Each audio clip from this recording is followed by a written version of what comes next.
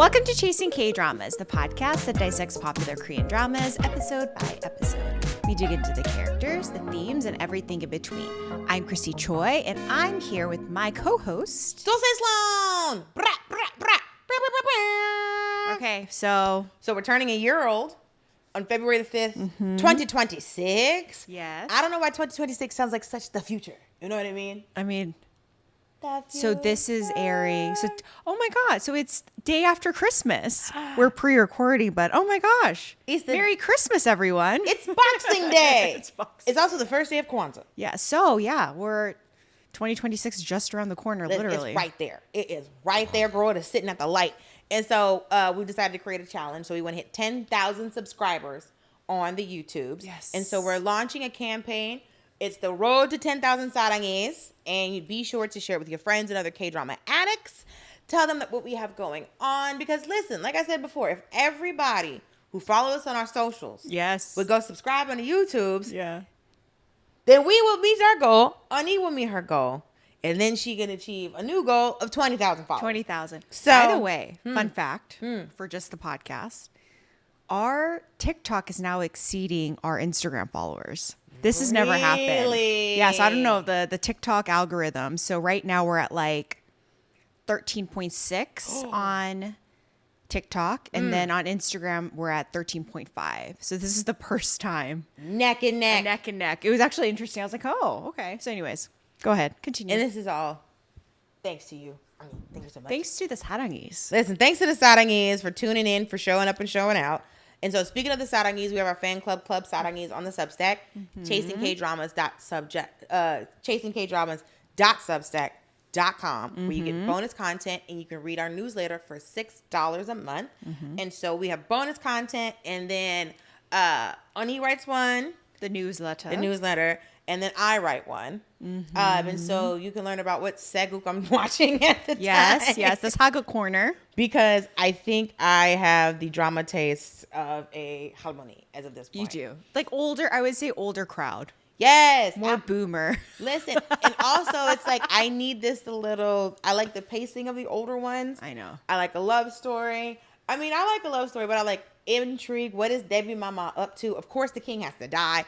So we also have another announcement that we are going to be doing our live show. Yes. On March 7th at BlurredCon in Washington, D.C. Yep. And check out details at blurredcon.org for more information. I went to BlurredCon last year. Listen, Black people, if you've ever been to like a Comic-Con or Dragon Con or any of these cons like this, and, you know, there's always like a lot of, you know, it's a very Black nerd space. And because like I've been to like Dragon Con before and like you see somebody dressed up and it was like, something like, oh, well, Goku wasn't Black. And I'm like, he wasn't real either. So let's leave us alone and let us cosplay and do this other stuff. So it's I got to get like a lot of stuff from like Black creators and it was just a nice space to be in. Good. Especially as a Black nerd. And also it's like just to not be under like the gaze of whiteness, because nerd culture is racist. It's very white. It's very white. Yeah. It is very racist. And so that BlurredCon was great. You get a lot of stuff from Black creators, and they have like a whole convention hall. One of my friends got a Dragon Ball Z do-rag. I got a kawaii bonnet. So as nerdy as it is, it's still a very Black. But friends. So today is a very exciting day because we are going to be talking about Dynamite Kiss, which has honestly taken... Did it win?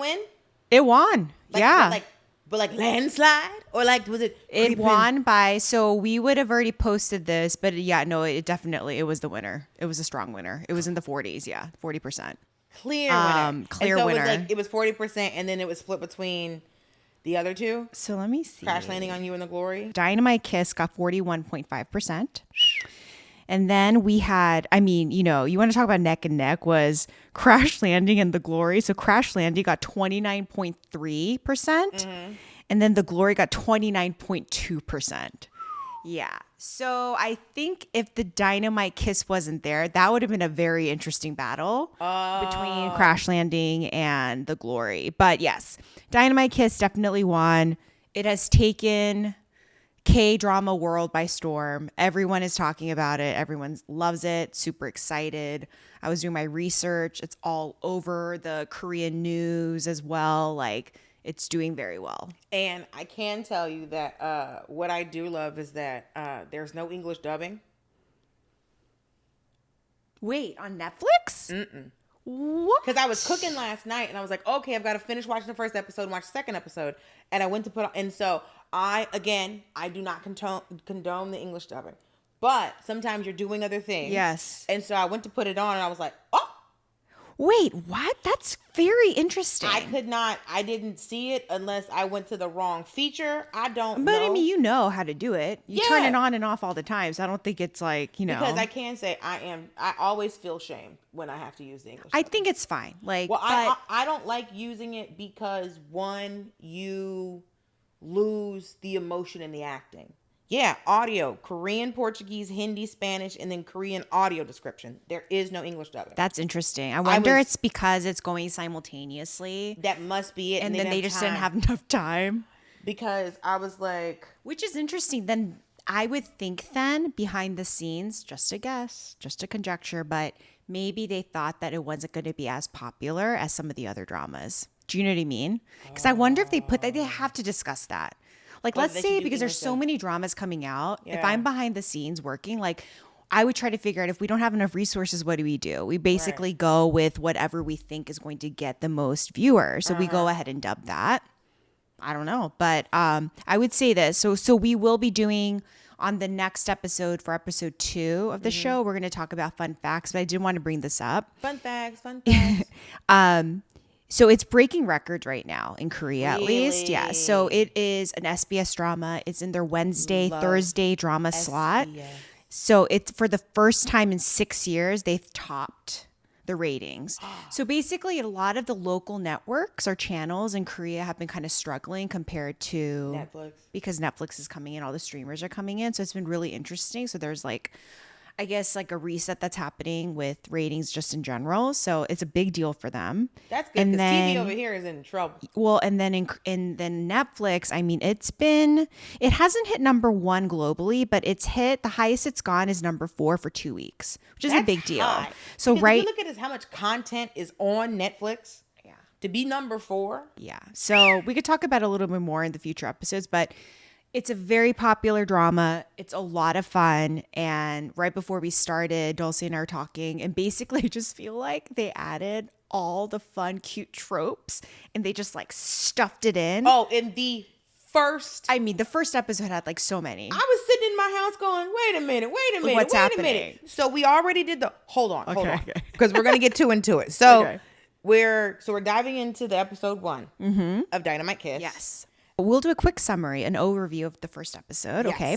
So we meet Ko Darim, a sweet, hardworking 30-year-old woman, right? She's stuck in exam limbo. She's studying all the time. She can't make it. You know what? One of the things I really like about Korean dramas is they're just we're talking about grown-ups. These are she's 30 years old. And nobody's 25. We just don't cover dramas about 25-year-olds. Well, what I'm saying is that a lot of the ones is just no, these are grown-ups. These are adults with real problems. Yeah. And then because it looks like it's high school dramas, which I do not watch. Oh, I love the high school dramas. I can't. But yeah, so I love the fact that it's grown adults and grown adult problems. Yes. So she's a hardworking 30-year-old, right? Stuck in exam limbo. She has family pressure and she's in a brutal job market. And she's just trying to survive one day at a time. She gets uninvited to her own sister's wedding. Which we'll talk about it. She goes on a pity, all expenses paid trip to Jeju-do instead, and then runs into her judgmental ex-boyfriend and a wildly confident businessman named Gong Ji-hyuk. We have another Ji-hyuk. It's a very common name, Ji-hyuk. Apparently it's a chaebol name. It's a chaebol name, yes. So what starts as a misunderstanding at a cliff quickly turns into a fake dating scheme, a revenge glow up, and one explosive kiss that changes everything. So fake dating scheme, 1, revenge glow up, 2, explosive kiss. Yes. That's trope. That's a whole drama. That's 20 episodes. You understand? Those 3 things is supposed to take 20 episodes. Yeah. It's not supposed to happen in the first episode. Yeah. Oh, so I almost feel like this show is like split. The first two kind of sets up the backstory. Yes. Right? And then we go into like the meat, right? Because it first starts as, like you're saying, a true rom-com, right? All the tropes are just packed in. And then as we go into episode 3, it becomes like a workplace rom-com. So that's kind of fun too. We open the episode and we meet our heroine, right? Ko-tarim, okay? Ko-tarim. She's in the middle of dreaming, basically. It's a beautiful sequence. It opens up. She's in a power suit, a blue power suit. She has this like straight black hair. She looks so good. The actress, An looks so good. She's also like lost a lot of weight. I kind of miss her with a little bit more fuller because she was so freaking. I mean, she's still precious now, but I don't know. She's lost a lot of weight for this role. I don't know. She's skinny. And I think, listen, I'm always going to think someone looks a little better when there's a little roundness to them. Yeah. But there's something that there's a not a cuteness that you lose. Yeah, but it's just like, of course, right. she was like in hospital playlist. People talk about The Dearest, her other, My Dearest, the other role other drama she was in. She has much fuller face, and she's just like a little bit like, she was never big. She's always been very skinny. I think she probably went from a 2 to a 0. Yeah, she's like a 0 now, but she looks good. In her dream sequence, she looked fantastic. But she is she's like a Hain from like Queen of Tears, right? CEO over like girl boss, all of that. She's walking, and then she is awakened, right? She's about to kiss this really hot man. I was like, because when it started, I was like, okay, let's go. And then when you don't see his face, I go, this is a dream. It's a dream. It's a dream. It's a dream. Also, the nails that they had on her. This whole episode, these press-ons were stressing me. The best part of this scene is where she's like clacking. Did you notice she's typing, but she's not really typing. She's just like. But that's the other time I was like, well, wait a minute. That was my first indication that it was a dream. And then when you don't see old boy's face, I'm like, oh, this is definitely a dream. But then when she wakes up and then she is pulled that rack focus where she's literally yanked back into reality. That was very cute. I love that. I was like, also great technique. You know, I love the directing of these shows. Yeah. You know, I love the cinematography. Yeah. And so when you see her being yanked back into reality, and I was like, it's jarring for her, but as the viewer, you're like, oh, this is not her life at all. Yes. So she gets up and she's at Dorangjin Station, which is like keeps on repeating, and then the handsome man keeps on saying that. But she realizes that she's late for school, okay? So of course she starts sprinting, she runs out. She's very sweet because guess what? She's late, but she's still helping people. She picks up these books that this lady dropped, puts them back in her backpack without even telling her, zips Helps it up. A blind woman across the street. It's, so to me, it felt very like old school K-drama, like rom-com, where it's like, there's always like a frantic heroine who's like, oh my God. And she's like stressed and frazzled and she's like running. But no matter how frazzled she is, she's always able to help. Yes. So I got that vibe. And then we learn that she has been studying for that civil service exam for 5 years. So she's going to classes for the civil service exam. She's been there for so long. The professor knows her. The professor's like, you know what? You're one of the best students. You don't fall asleep, but you've been here 5 years and you haven't passed the test. He's kind of mean to her, right? He even calls her the Dorangjin. That's the area, I guess, where all the classes are at. The Dorangjin zombie, which is kind of mean. Which is crazy because mean. You can't praise me for not falling asleep. And then diss me for not passing. For still being here. So, like, we need to pick a side. Yeah. And then she confronts him and she's just like, that was really mean what you did or what you said in class. And he's like, haha, here's a voucher for free classes. And she's like, okay, thank you. Listen, he knew the fact that he had him on hand. It's just, you knew this was a. But one thing I do like is because we see her going after class. She works at a convenience store. So she's truly hard working woman, right? But I do like how it's kind of like it shows the realities of the Korean job market because it really is tough. Like, and she kind of talks about it later in the episode, but she couldn't find a real job, right? That's why she decided to go study for her civil service exam and work in civil service, but then that hasn't worked out. But she went to college though, right? She went to college. She went to a no-name college, a regional university. They always say that. So it's been really, really hard for her to get a job, and she's been kind of hiding through studying, but then that's been 5 years, so she can't hide anymore. So that part's kind of realistic because I think this is what's happening in college, Korea. there were no jobs, and then she's been studying for 5 years. It's super hard in Korea for college graduates to make it, unless you like know someone. Like getting into like a company, like a major company, is like a huge deal.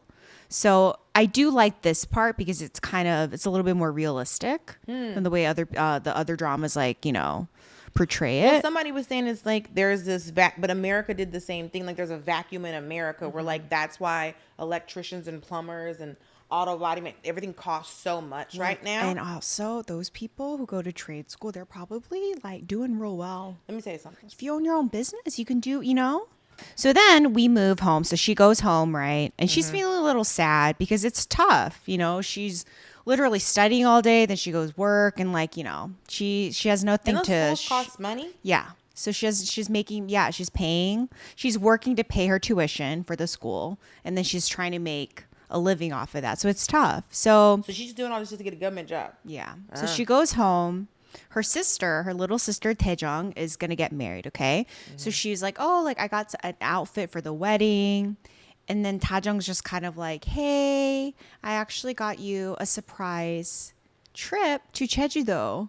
So is that Jeju-do's Jeju's formal name is Jeju-do? Jeju-do means island. Jeju Island. Yeah, we say Jeju-do.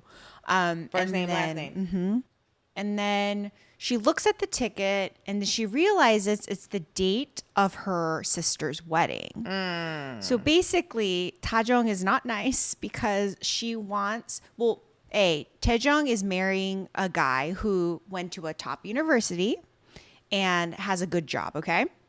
But Taejong, went to an average university, like a regional university, and works at a small company. So her mother-in-law doesn't like her, okay?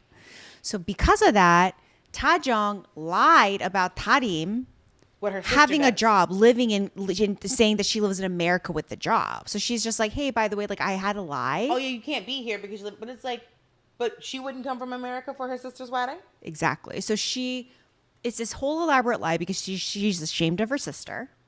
And her mom is mortified. Her mom's upset that the sister's doing this. But then again, Tarim is a sweet girl. So she's just like, you know what? She acts like she's happy. She's like, I'd rather just go to Jeju-do. I'm so excited. And she goes to her room and you could just tell she's so sad. And it's just like, I was like, why wouldn't she want to go to her little sister's wedding?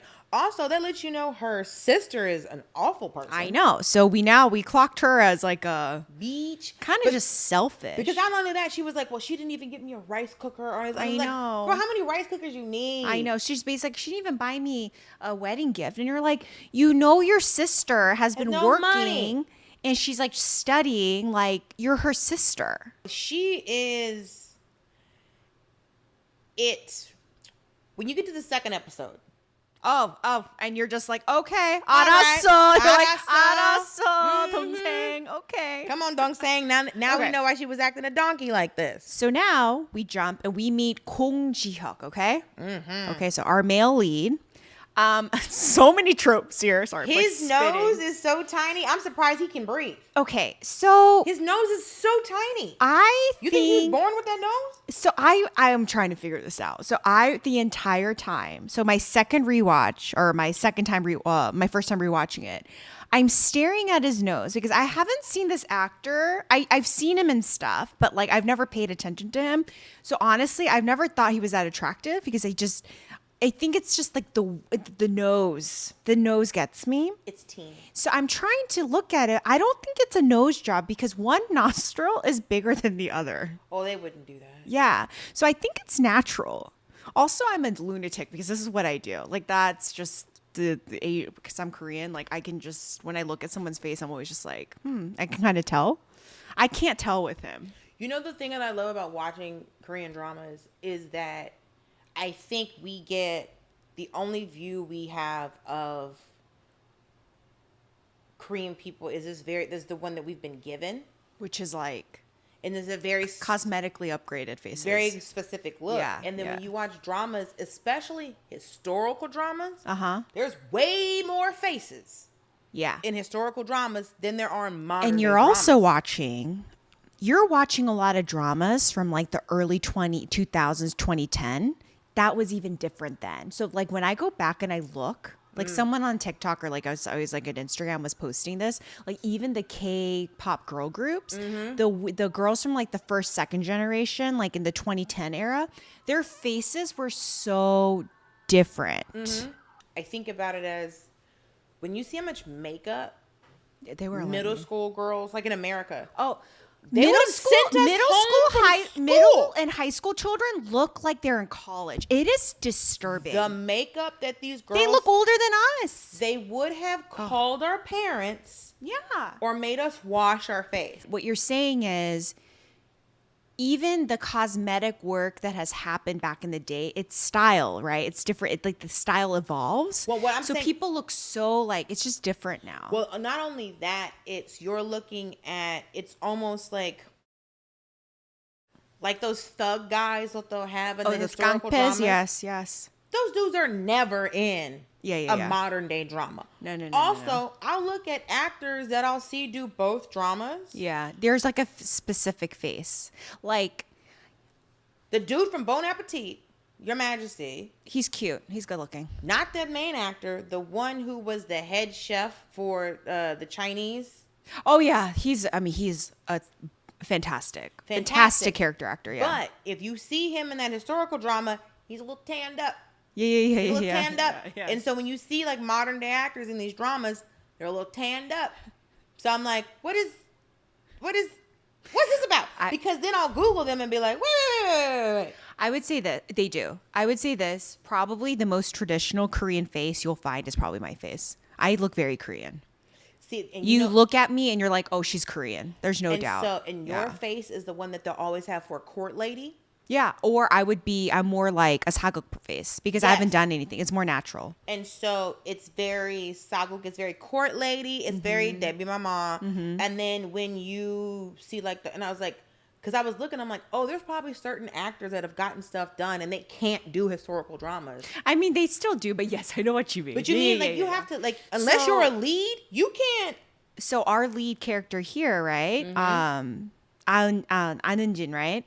She is a monolid. I don't know if you noticed that. She's monolid, but she's just extra big eyes. But she has a face, I think that is for Saguks. Like I don't think she's gotten much work done. Like her eyes are natural, her nose, that's why she's so pretty. You know what I mean? Because I feel like she's more natural. Very natural. Because when he describes her, he said, and I was like, oh, she is a monolid. Because I think you start you get distracted by the work that's got done. She's so pretty. But anyways, anyway, okay. So Gong Ji-hyuk, we meet this guy.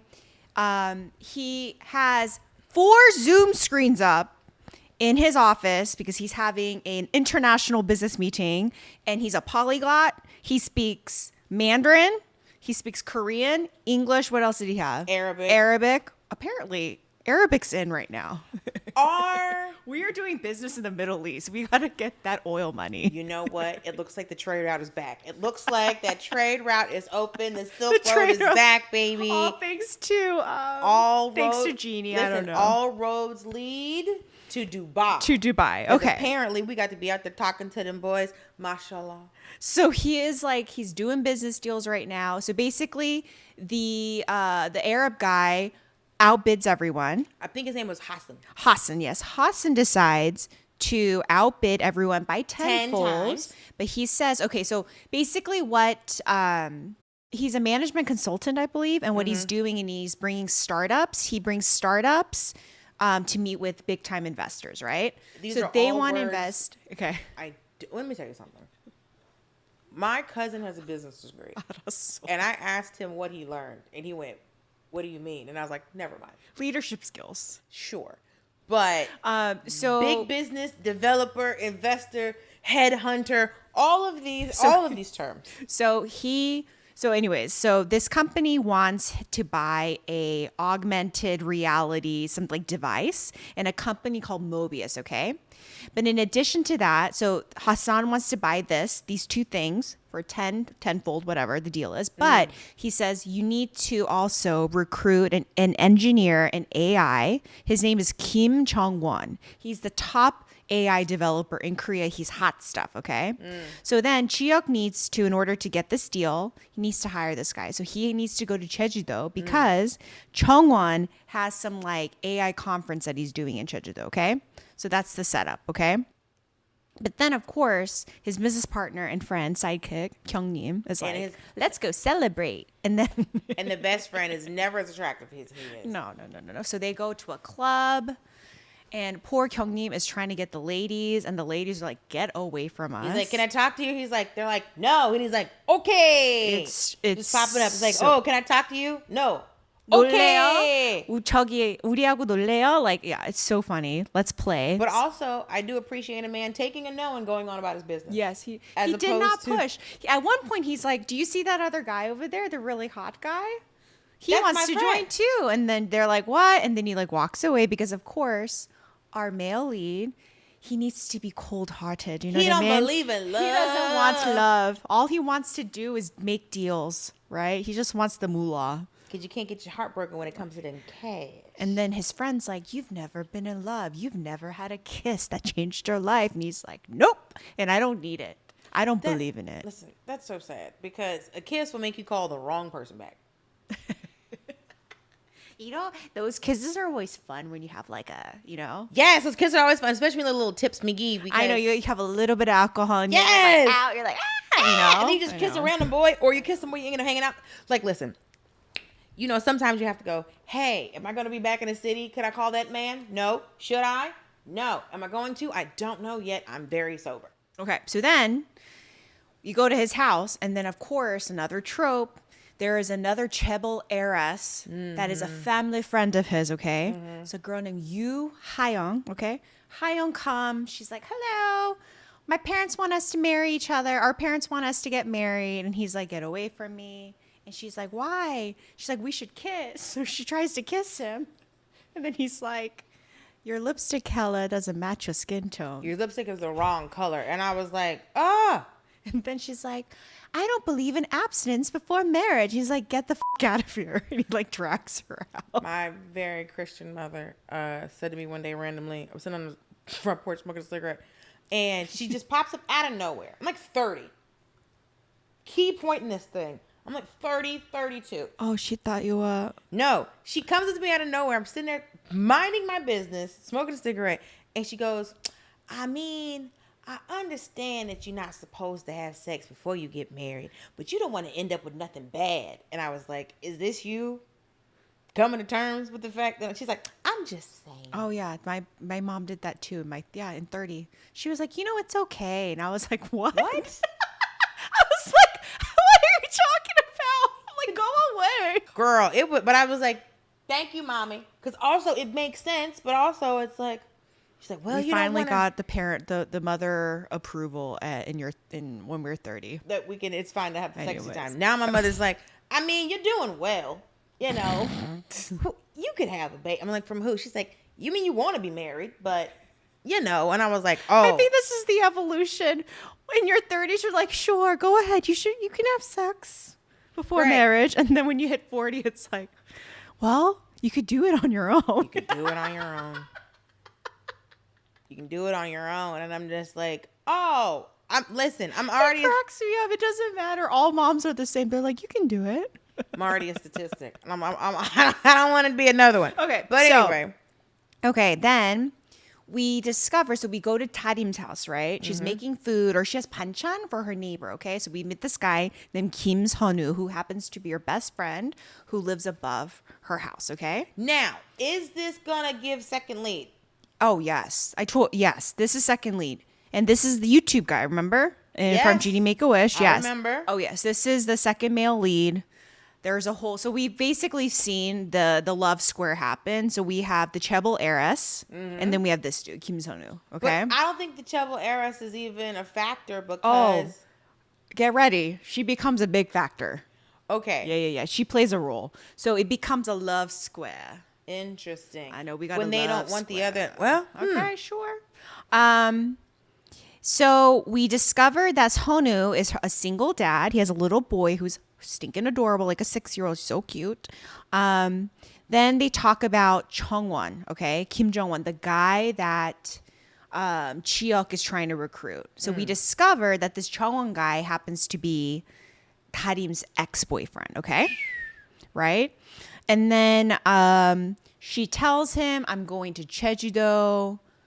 Is Chungwon going to be the last person I kiss? And then Honu's like that. It feels like that, girl. Honu's like, you're only 30. What are you talking about? Why did you go to Jeju-do and meet someone? Okay. But then she's leaving. But then, like, did you notice Honu like looks at her? There's like a moment where he like looks at her, and I'm like, okay, so he clearly likes her. Right. Right. Okay. Interesting. So then they all go to Jeju-do. Okay. She goes to the airport. She looks up. And you see this huge poster of her ex who is not attractive. I'm so sorry. No. He is not attractive. He stressed me out. I was like, how very dare you? But I guess since he's not attractive, him being so ugly to her, I guess makes sense. But like, I do wonder, like, What? So like, I've been on billboards.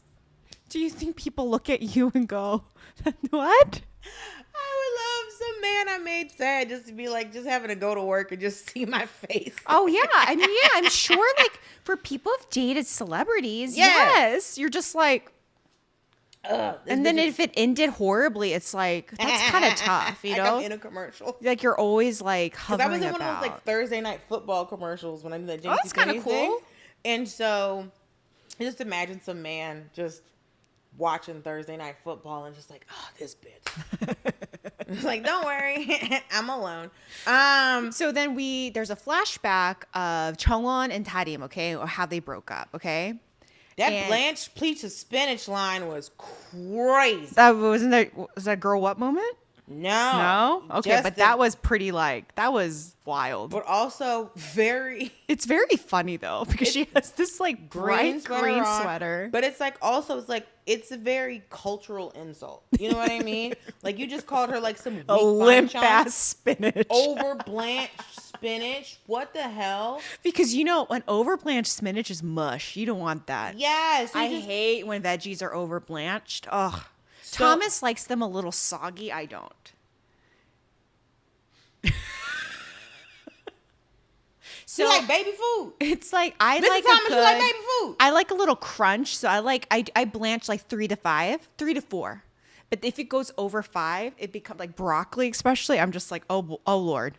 So it is mush, you know? He calls her an overbland spinach, and basically he's just like, hey, like, you know, because she was planning for their anniversary a trip to Jeju-do, and he's like, why are you planning something? You're unemployed and you still haven't passed your exam. Like, you know what? Actually, I think we need to break up. So he breaks up with her. But did you notice what kind of sweatshirt he had on? What it was wait, didn't it say Georgia? Yeah. So I think he went to Georgia Tech. You know how like Georgia Tech's really good for engineering? Oh. So Koreans all know this because, you know, as we know, yeah, everyone wants their kid in Atlanta to go to Georgia Tech, right? So he had a little Georgia sweatshirt. Because I saw that, but I was trying to figure out which Georgia it was. Because I knew it wasn't UGA. No. So it's straight up Georgia Tech. Oh, I used to party at Georgia Tech. Because I'm sure people were like, just people watching it back in Korea were like, when is? Well, everyone knows, you know, is Georgia, and then it's not Atlanta, it's Atlanta. They all go to Jeju-do, right? Mm-hmm. They land, and I also like the split screen. I haven't seen the split screen in a while. We love a split screen. You know what I mean? Because it's like, and they're doing like, it's like fun and light, and they're doing different things. Like, Ji-hyuk is, you know, drinking coffee and being serious on his iPad, and then Tarim is like sightseeing on her own, which made me kind of sad because she wanted to eat that big fish. And she didn't have the money. Well, no, she had the money, but the minimum order. So have you noticed in Korea, some of the menus when you go get like beef and stuff, it's a 2-person minimum. Oh, so you can't eat it on your own. Oh no, because they're like, they don't want you to waste the food. Yeah. But I'm like, but I'll take it because we were at a restaurant. My mother wanted to get like a couple of things. The lady like, oh, it's too much food, and my mother goes, I'm gonna give you money. And I'm going to take it home. And she's like, it's too much. My mother said, I'm going to give you money and we're going to take it home. So they're doing all this stuff, right? I did want to point this out. Tarim in Jeju-do, right? She is sitting by a statue. Did you notice the little cute little statues? That's what I'm going to say. I love the Yes. statues, and she's mimicking the poses. So it's a very old, it's like an artifact in Korea. So it's called Dol Harubang. Okay, Dol Harubang. So it's basically like a volcanic rock. That'd be good for your feet. And it's seen as a guardian figure. It helps with fertility, and it gets rid of like evil spirits. And it's an iconic symbol. It's been around for 500 years, since the Chosun era. Yeah, so there's like 48, 49 of those in Jeju-do Island, which is kind of cool. What was going down on that island where somebody was like, we need another one? Isn't that kind of cool though? It's They would just, amazing. like, yeah, so but they I would just, do like, love build that these. somebody was like, hey, man, these evil spirits out here playing real games for the kid. I know. Ain't nobody having no babies. So let me go ahead and just... Well, did you notice her friend rubs it? So when you rub the face or the nose, it means like, and she was saying, "Oh, please give me a boy." So Oh, I heard. basically, we're like praying for the baby boys, you know. Tarim runs into her friend, right? Her high school friend The named psycho. Sujin. Okay, that cracked me up. So she's like, "Oh my god!" So Tarim was the psycho of Yongpyeong Girls High School, and then her friend was the yapper of 12th grade. I was dying. So they're just... They're very cute. Love a good nickname. But then we find out her boyfriend or husband appears, and it's her Oh, ex, boy. Chungwon, the ugly guy. Okay, He's like legit... he is not cute. I'm so sorry to this actor, but he ain't cute. I'm going to tell you, and I don't usually speak this way, whose man's is this? Like, I'm supposed to be getting heart throbs. I'm supposed to be... But remember how they did Psycho Ajushi, and they kept he was handsome, but they kept putting that makeup, that peasy makeup on him. Sung-won. You see what I'm saying? They kept doing that man dirty in a close-up. Park Sung-won isn't like... He kind of looks like a Timon. You know Timon? Like the face. You know how like his face is shaped? Like Timon and Pumbaa? Yeah. So he doesn't look like... You know how Timon... The face shape. Like Timon's face shape looks like Park Sung-won's face shape.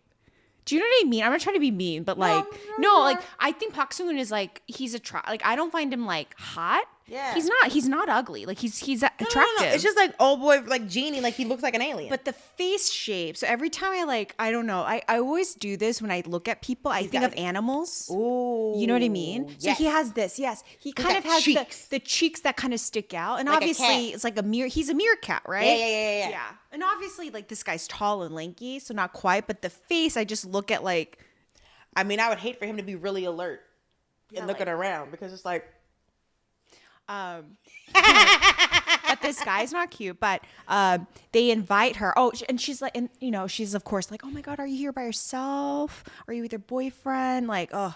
And then Tarim lies. She's like, no, I'm not here by myself. I have my boyfriend. He's here for work. Like he's here for work. Yeah. and So the ex you know, does not believe her. And then they invite her to eat lunch, and she's like, no, I gotta go. And she like runs away, right?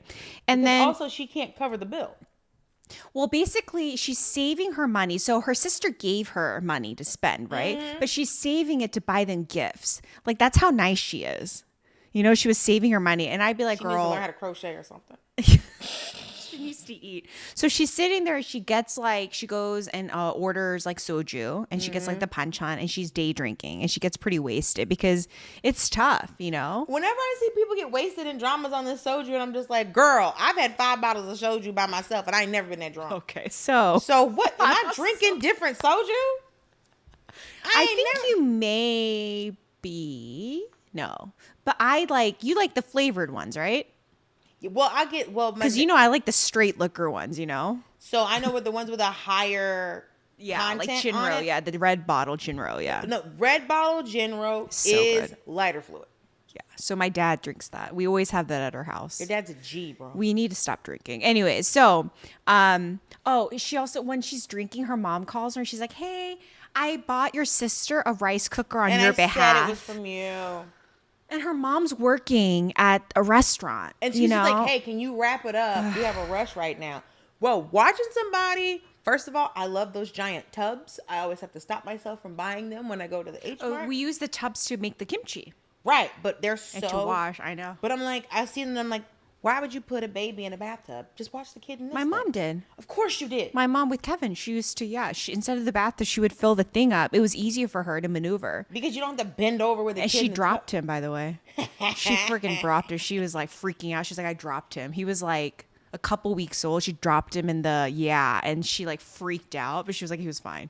I was like, yeah, you picked him right back up. Like, you didn't. Also, he has no bones. Like, he is Just like, she's drunk. Okay. Mm-hmm. And this is where key moment number 2. She meets Ji-hyuk and she tries to save him. She's at this like beachy cliff, and she is lamenting a lot of cliff. And she's just like, and then you see, this is actually kind of sad because you see a flashback of what she's experienced. So she suffers, like she's super smart, but she suffers from anxiety because She's every bad at time. test taking. I think she's okay with test taking. It's the interview that she can't do. Oh, because she has social anxiety. Because we discover when she's in these interviews, the interviewers are mocking her crappy school. They're like, "Oh my God, you need to work on your physical upkeep. We thought you were pretty, but you need to work on yourself." And then they're like, "Oh, she grew up without a father because he died." Just like, and then they're like, oh, that means like she didn't have good home upbringing. And it's like, why are these people talking like this? HR violations all across the board. Also, why is she putting on a thing? Like, why is she she's in her 30s. So why do you need to know where my parents are? So in Korea, because you live with your parents. Yeah. So the job, like, you got to have how when we apply, we don't have to put our photo. I mean, you could put your LinkedIn profile, but no one's asking for your photo. In Korea, they ask for a headshot. Yeah. They ask for straight up headshots. So you always see and they don't smile. They're like, it's all driver's license, very government. And I've always wondered about that. Oh, and they look at it. They look at whether you're skinny or not. I'm not even kidding. Korea's fucking insane. It is. I mean, I'm sure we did that for years. Like, you remember, like, it used to be for flight attendants. It used to be. Oh, well, flight attendant. That's a whole, like, if you gain a pound. If you become a Korean Air attendant, that's a big deal. Let me tell you something. That's like getting the jackpot in Korea. And the men love them, and they marry very well. If you work in first class. It's tough for her because she's going through all this stuff. So she's not doing well at her interviews because people are mean to her, but she's getting like bullied at during these interviews. Is there even HR in these companies? It's crazy. Yeah. So this is then she's thought about jumping off a bridge before because there's a scene of her getting up top of the bridge and then she's crying about her dad. She's crying for her father, which is so sad. And then in that, she was saying, let's go. Like, that's what she was screaming out before she, like, decided not to. But she sees Ji-hyuk in the corner at the edge of the cliff. That's what I was like, what is this? Yeah, and then he's saying, let's go, because he's like, let's fucking go. I want to get this deal. He's like ready. Sexy red let's go situation. And he's super excited. She jumps because she's wasted. She comes, grabs him, hugs him. Backwards hugs him, drags him. She's like, don't do this. And he's like, what is this crazy person? Lady, get off. And she's like, I have no money. I have no boyfriend. I have no dad. I've lost my mind. Like, she's just rambling, being like, please don't do this. And he like pushes her off. And of course, another trope, as he pushes her, she starts to fall. And then he's like, oh, and then like I want to see how they film that because they fall for so long. They fall. He catches her. He has his hand behind her head. But then his wrist, of course, there's a rock there. Of course. So it hits and he's like, ah. So then they go to the hospital. And then she faints. She goes to the hospital. Homegirl is passed out because she drank so much. She drank herself to a stupor. So she is like in La La Land. So the doctor's like, oh, she just needs to wake up. She's just real drunk. She's just sleeping it off. And then he has his his wrist bandaged. And then in the middle of her dreaming, she's like, you're too hot to die. You're too handsome to die. Don't do it. And he's just like, eh. So he runs off and he's like, she's going to pay for my bills. And he just disappears. I thought this was kind of like a really weird thing. I mean, I understand a lunatic came and tried to like keep you from dying. Right. But I don't know. I don't think I would just have left without paying or for my share of the hospital bill. I could see how he would think that it wasn't his share because she grabbed him and That's then she true. fell down. That's true. She goes back to the hotel. She's walking back to the hotel. She's walking. A cabbie stops her. She's like, "Would you drive me for $3?" And he's like, "Are you crazy?" Yeah. And I did want to notice, people in Jeju-do, they have a very distinct accent. They speak very differently. So the cab driver, the doctor, like usually I can't understand. Like I get bits. I kind of like understand what they're saying, but it's a little bit different. It's not like Wales accent, but like it's just like the language itself. Like they just say words differently. Then at the hotel, it's the next day, and they're all gonna eat their hotel breakfast, and she's excited because she's been starving herself. I guess this hotel breakfast is free. This is the best hotel breakfast I've ever seen, because usually when a hotel has a free breakfast, it depends on the hotel, but the Asian hotels are nice. They're eating breakfast. There's a random cameo by these two guys I just wanted to point out. Lee Seo-jun and Kim Kwang-gyu. They're both actors. Oh, I know them. Yeah, so they randomly came on. I don't understand why they were there. She demands that he pays for the bill. But then she sees Chungwon and Sujin, okay? So she freaks out. But then again, Ji-hyuk is there to see Chungwon, right? So this is the perfect opportunity. So when her friend and Chungwon come, she lies and she's like, "Oh yeah, this is my boyfriend." But then Ji-hyuk's like, "Sure," because he realizes, again, this is my way in. So they start because he got the call from his homeboy saying that you can't use the high school story because he got bullied. Yeah, so you need to do something else. So he's like, okay. So he literally links arms with her and he's like, "Yes, honey. Yes, babe. Yeah, we're together." And then they're like, "Oh, did you guys finish eating? Let's have breakfast." And she's like, no, we already ate. And then he turns on the egg yolk, stamps his little feet, and he's just like, no, let's go eat. I want to eat. So then they eat. Okay. They're eating. And Ji-hyuk, this actor is really funny. He's a great comedic actor. He has so much egg yolk.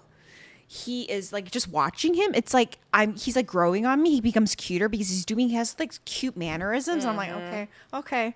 And I can see why women are like freaking out about him. But basically he introduces himself and he's like, "I'm in management consulting. Just call me the fairy godfather." Cute. And then he looks at her and he's like, "But the real fairy's here." And you're just like, what the f-? Very funny. And then they ask about his hand, and he's like, "Oh, it's because Tarim pounced on me." And you're just like, "Arasо." Sir. And you see the ex getting riled up. Oh, he is. He's so riled up. He's like, "What is happening?" And then Ji-hyuk's just like, "Hey, we're invited to a party, and I have 2 extra tickets." And he pulls them out. He's like, "Would you guys like to join us?" So they're like, "Sure, okay." So then they're going back to their hotel rooms, right? But then they're faking it, so they got to go to the same room. So she's freaking out. She's freaking out. And then they go to his room, and then he proceeds to, he's like, he's your ex, right? He like just sniff it right away because the way she's acting is so, obvious.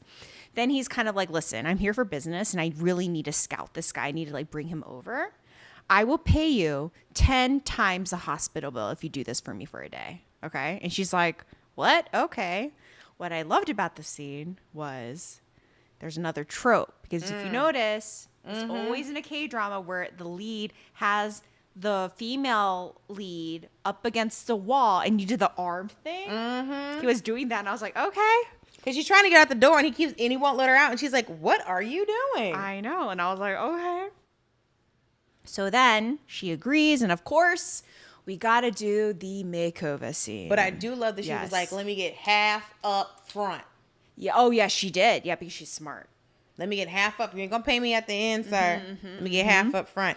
And so, yes, it's Trope City, Trope City. And I was like, so let me get this straight. She has fallen and been caught, right? There has been the misdirect lie. We're up against the door. And now we're having a makeover. Makeover should be episode 5. Yes. They are cramming everything in. So they go to a store. She freaks out because the dress is 7 million won, okay? 7.5 million won, which is like 7,500. So it's like $7,000 dress, okay? $8,000. She's like, I can't be in here. We got to go. She drags him out, okay? And then he basically is like, why are you freaking out? This is an investment. Like, I need you to look good because you look dingy. Which I did not know was an international word. She looks shabby and dingy. 구질구질. I think that's what he said. 구질구질 means like dingy. And she gets really upset because it's like she remembers being called an overblanched spinach. Called a limp spinach. A limp spinach. So she's just like, ugh. And then she demands an apology. But then, of course, there's a pregnant lady with a bunch. So Jeju-do is known for oranges, right? She's like walking. Oranges are all over. And she's like, in the middle of fighting, she's like picking up the oranges for the pregnant lady. And she's like, hold on. And she's showing kindness. And of course, Ji-hyuk's watching her, helping. But he like has a moment and he's like, oh, she's like really nice. And then, you know what I mean? He like has a pang. Okay, so I was not, so let me say this. I was not on board. I was like, let's just see where this goes. And then when she's picking up the oranges and they have a little sparkly music, I literally was watching TV and I was like, okay. Yeah. And he has a moment. And then this is so sweet. So after the lady, you know, they send the lady away, he turns to her and he's like, hey, I want your boyfriend to regret hurting you, right? And he's like, and I don't want you to feel pitiful next to him. Like, I don't want my girlfriend to feel pitiful next to him. He said, I don't want somebody I love. And then he goes, it's because of my greed, him wanting to do that, he made such a rude comment to her and he apologizes sincerely. And I was like, and that was my grow up moment. That was my grow up moment because I was like, oh, this was the minute he started caring about her, it was like, oh, because I like that moment where they were picking up the oranges and then she was like, oh, go get that one over there. He's like, okay. And then they do so cute. Yeah. This teamwork. And then he goes, wait, what just happened? And I was like, oh, I've had that with somebody before. It's where you're just like, it's just kind of like, oh, and we're a team. And it was kind of like seamless. And then it was like, so it's like, he sees her being sweet and then he sees that they can cooperate. He wants to help her as well as help himself. But also it was like, he saw that she was legitimately upset. So this man has this male emotional lead, he has emotional awareness. Which is my grow up moment. He has EQ. This was a very swoony moment. I was like, okay. Listen, I was like, was this an apology?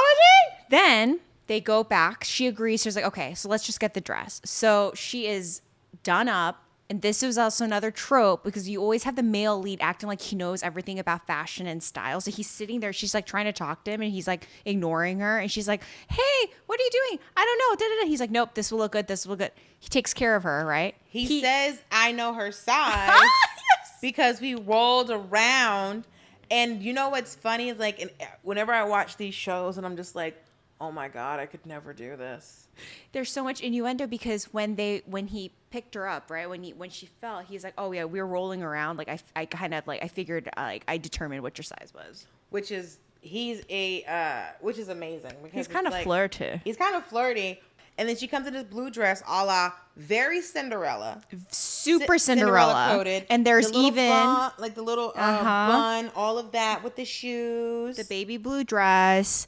The bibbidi boppity boo. That was really funny. Then he puts a sapphire diamond ring on her finger because he wants to show that, he wants to tell, the act is that they're engaged. And when he does this, there's like a slow-mo eye contact, like, that moment, when everything freezes. Anyways, so it's a beautiful moment. But that needle drop moment, the songs that are on this show, I feel like I've heard on other shows. I don't know if they haven't been on. They're very similar. Thank you. It's the music that invokes that kind of like squealy moment. Like they picked all the music to like do it perfectly. Then they're in the car. Tarim is studying him, right? So he was born in 1994. He's 30. That made me laugh. I was like, okay, we're gonna move on. 1994? He's like, yeah. Really? In 1994. When I was 11? Yeah. Cool. So then they go to the party Everyone's stunned. The ex is absolutely blown away because she looks really good. She's so pretty. Her friend's sweet. Her friend's like, you look so good. I really like her friend. I like her friend because her friend could have been a hater. She's not. She's supportive. She's like, oh my God. And then this is when he tries to start like trapping them into their lives because he knows that she's doing this. Like this is a fake relationship. Like he just senses it, right? So then he's trying to test Ji-hyuk. They're going to get married in the spring, right? He said I would have married her before that. Right. And then, he says all the right things. But this was my point where I was just like, I love this. And then I was like, oh, I hate this. I absolutely hate this because he's doing everything right. He's doing all of the things right. The way he's looking at her, talking to her, hugging her. And I was like, oh, I hate this. Why? Because it's not real. Yeah, it's not. This is literally a fantasy of every woman right now. Basically, they're pandering to the female audience at the moment. It's like, He's too perfect. He's too perfect to be true. Too perfect, right? So then Ji-hyuk's trying to like pivot to the business discussion, right? He's like, hey, so I know this company. And before he can even get anything out, Chung was just like, I'm not interested. And what's so crazy is for him to have such for him to have so much insight as to how to be this fake boyfriend, for him to not know how to approach this man was very interesting to me. So then he's walking away, but then Tarim, she has nunchi, right? She could sense it right away. She was just like, hey, babe, can you tell me about the valuation of the company? Like, what are they valued at? And he's like, the US dollar would be 20 to 30 million. Okay. So that's when they stop and they're like, okay. And this is where Ji-hyuk says, when a match is right, it's explosive like dynamite. Yeah, they say dynamite way too many times. I know. It was so cute. So after that, Chung-won corners Tarim and he's just like, hey, I know you're lying. He offers her money. He is such a trash ass. He's like, I will offer you money so you don't have to do this anymore. I'll give you the money. And she's just like, how dare you insinuate this, Yeah, right? bitch. Yeah. And then she like stands up for himself. And then, basically he's like, people all over the world trying to recruit me, but they've never done this where they, hire a fake ex-girlfriend, or like a real ex-girlfriend because it's to like, do the so bidding. y'all plan this trip and then all of a sudden and it's like, ma'am. So Tarim stands up for herself. They go back to the party, right? And then Chung-won asks them more personal questions. He asks about her family situation because he thinks that Ji-hyuk doesn't know about her dad dying, right? And it was like, but he heard, luck, he heard when she was like drunk and she was like lamenting and stuff, right? She talked about her dad not being around, right? well, this scene was great because it was like, have you met your parents? And he's like, yeah, both of them. And I went to my house. No, I know, but but he's so smart and he like corrects himself. So I then met him in a photo. yeah, and then Chung-won's just kind of like, And he was like, Urgh. right. And then Tarim is trying to be like, hey, like, got on. And he's literally like, Ji-hyuk doesn't get the signals at all. He keeps on winking at her. He's like, yeah. And he's just like flirting back. And he's just like, no, stop it. Then she's like, I don't feel well. She goes outside. Okay. She goes outside. He follows her. But then she's trying to tell him what's happening, that Chung-won knows the truth, right? He's figured it out. You see Chung-won walking and she's just like frantically trying to tell him. And then Ji-hyuk's like, oh, does that mean we got to change the plan? Okay, why don't we do this? Why don't I'll go back. Let's like in for the night and then we can like reapproach them again. And then because she's like, like nervous, she like. Because he's talking loud. Yes. So then she grabs him and she kisses him, okay? And then she plants one on him. And he's at first kind of like flailing a bit. And I was like, oh no, what's happening? And then when he starts feeling it, he goes limp. He literally goes like. Dropped his arms. And then she pulls away. And then she's like, I'm so sorry. Chung-won was coming, And then he's like, no. And he's like in shock. And then he pulls her back and he's like, 한 번 더 할까요? That means, should we do it one more time? Should we do it again? And then he pulls her again and it's like a real hot kiss. And then there's fireworks. And then he says, that night we were nitric and sulfuric acid and our kiss was dynamite. Can we have a dynamite? I want a dynamite count. I want the number of times they say the title to this show and this show. That kiss, I was a like, great what? kiss. So honestly, when I first watched, remember I told you and I was like squealing? I was like, what's happening? Because basically they just like packed everything in. You're never supposed to kiss in the first episode. No way. Like they knew what they were doing. Because like the first kiss, I was like, okay, well this isn't a good kiss because there's no camera angle. The second kiss, when he pulled her in, I was like, I went the camera angles. So it was just like, oh, this is going to be, we're doing something very different right now. It's so much fun. It's so good. They're both really good. They're both very good comedic actors. They're very funny. Well, we learned that when she was playing grandma, that she's very physical. But he's really good too. The little winking part, he's like, Yeah. So, what do we think of our heroine? Love her. Patty me. She's Love so her. sweet. Because even though she's going through all of this, she's not like, because sometimes they make the girls too pathetic. Yeah, she's not too pathetic. She still has a little bit of like umph to her. Right. You know what I mean? Sometimes it's like, oh, this bitch is helpless. She still speaks up. She defends herself. She protects people. She saves people. She demands, like she was like, hey, like I saved you. You need to give me my money. Right. Like, you just ran off with my money. I need it back. And like you were rude to me. You didn't need to call me dingy. You know? Like I've heard my mom say that to a man. She hurt his whole feelings. also, she is so not dingy. She is so pretty. Like even when she's like working at the convenience store, she's a hot convenience store worker. You know what I mean? Like she's so pretty. First impressions of Ji-hyuk. Do we think he's arrogant, charming, or both? I think we're gonna see more layers to him. I know. Because I think because he's doing Well, the next episode we see a lot of layers to him. right, but it's like with this, it's like we haven't been given the reason to hate him. No.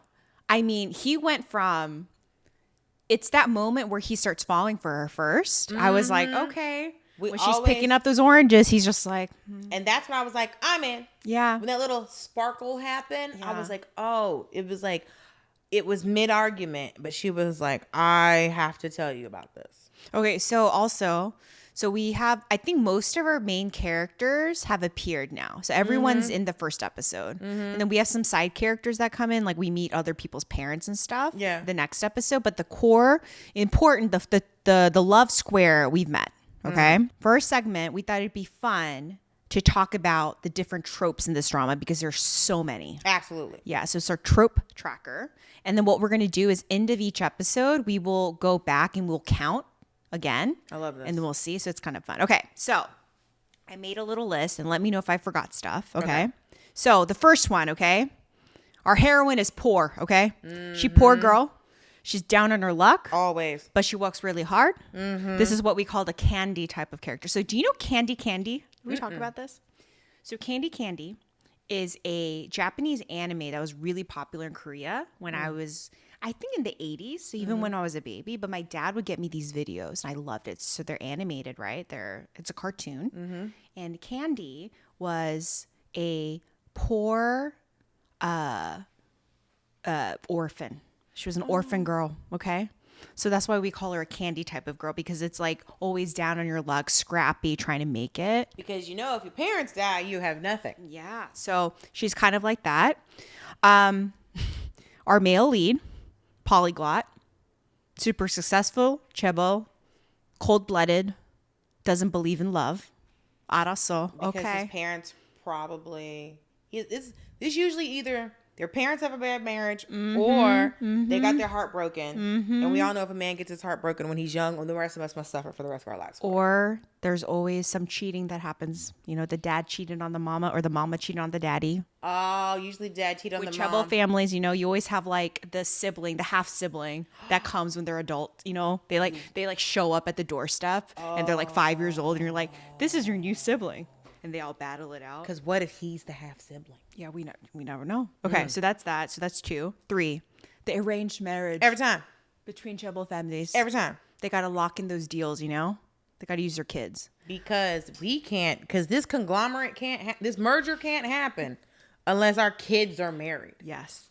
And then the dating contract. Love that. Dating contract was great. Man, I'd love to give a boy a contract. I know. I wish this could happen in real life. Okay.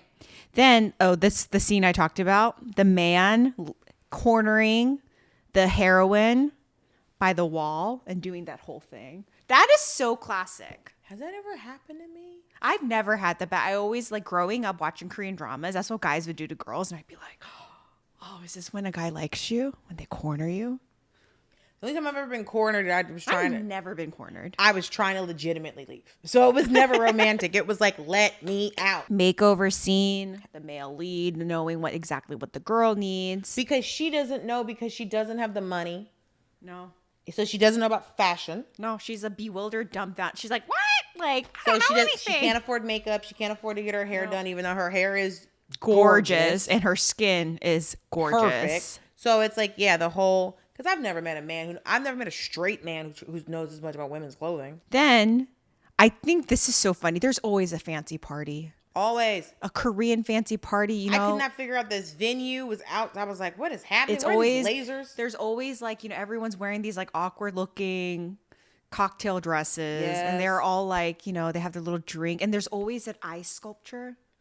Always the ice sculpture. We didn't have an ice sculpture this time, but then of course the ex trying to pay off someone's always trying to pay off someone. Yes. We have that. And then an emergency kiss to save a situation. Because if we ain't kissing, what are we doing? Okay, so in total, we have 10 tropes in the first episode. So we have to figure out, is it going to... 10's pretty high. 10's a lot. It's a little too much. Honestly. Okay, so it's adorable. We love it. It's honestly, funny. I wasn't sure. Because I started it. I know. I started it when you said... Yeah, I should start it. When I was screaming. And then I started it when you said we might do it. Yeah. So let me get closer. I started on my own. Mm-hmm. Because you said I should watch it. Mm-hmm. And then I started it when we said we might do it. Mm-hmm, and then I started it because now we are doing it. Mm-hmm. And I was already halfway through the first episode. And I was like, I'm not sure. And then the tangerine showed up. And I'm like, I'm in. And then the second episode, I was like, okay. It's interesting because I think we're kind of figuring out what our tastes are, our personal. So for me, like this always happens to me. I like these dramas in the beginning because it's kind of like an adrenaline rush. Mm-hmm. It's like a dose of dopamine hit almost because you get so excited. Mm-hmm. And then as it happens, I'm just kind of like, okay, it levels out. So it's going to be really interesting to see how this drama progresses because you can't always have like 10 tropes like for a story, you know what I mean? Like it's just too much, right? It's like by the time you get to the third episode, it's like, okay, we need to have more tropes. Like, are we going to do this every episode? Maybe, but it's like, how many times can you put somebody on piggyback if they've gotten drunk drinking soju? Yeah. So friends, we're going to be back in 2 weeks on January 7th to chase the second episode of Dynamite Kiss because we're going to take a little time off. You know, it's the end of the year. Got to refresh, got to relax, relate, release. But what do you think of the pod? Submit your questions, thoughts, prayers, rants, or whatever at chasingkdramas@gmail.com. And we'd love to hear from you directly. Follow us on all the socials, subscribe, because you know we're still on the road to 10,000 Sarangees campaign. Follow us on YouTube, Spotify, Apple. Tell your favorite K-drama addicts about us because everybody needs to know the work we are doing out here. Mm-hmm. And thank you for watching and listening, and we'll see you on the next K-drama chase. Sarangees! Chasing K-Dramas is hosted and executive produced by Dulcé, Sloan, and me, Chrissy Choi. I edit the audio and video, and our production is led by Thomas Yuen from TY Media and Go Get 'Em Productions. Our artwork is designed by Yice Cream. We're an indie podcast, and we're always looking for fun partnerships. If you're a brand that's interested in sponsoring our chases, or if you're a fan who just wants to stay in touch, please check out our website at chasingkdramas.com.